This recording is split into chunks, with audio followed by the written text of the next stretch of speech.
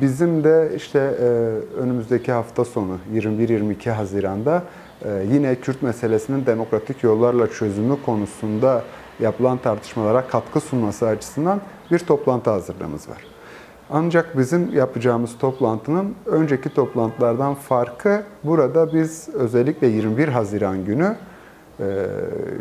1984'ten bu yana devlet ve PKK arasında başlayan çatışmalı süreçten bugüne çatışmalardan doğrudan ve dolaylı olarak olumsuz etkilenmiş yurttaşları dinlemek istiyoruz. Bu çatışma sürecinin mağdurlarını bir araya getirmek istiyoruz ve sadece bir tarafın değil. Çünkü burada evet işte Kürt coğrafyasında yaşam hakkı ihlalleri, işkenceler yaşandı, köy boşaltmaları yaşandı, zorla yerinden edilmeler yaşandı.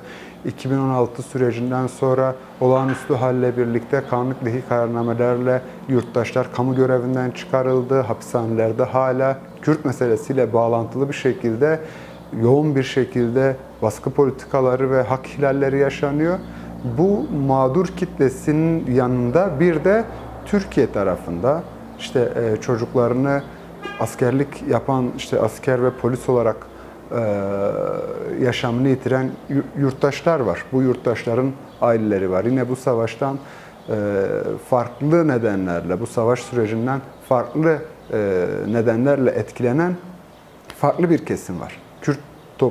Kürt toplumu dışında etkilenen farklı bir grup var.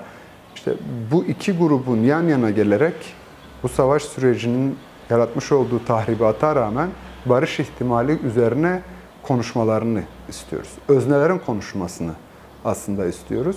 Çünkü bugüne kadar sivil toplum örgütleri, akademisyenler, siyasi partiler bu konuya dair destekleyici birçok tutumunu açıkladılar ama burada göz ardı edilmemesi gereken kesimlerden biri çatışmanın doğrudan etkilediği grubun da bu süreçten ne hissetti, bu sürece olan desteğini açıklamasının sürekli dilimizde olan, herkesin sıklıkla vurguladığı bu barış meselesinin toplumsallaşması açısından önemli bir aşama olduğunu düşündüğümüz için böyle bir çalışma yaptık ve umarım ki istediğimiz sonuç da 21 ve 22 Haziran'da yapılacak toplantıyla ortaya çıkacaktır.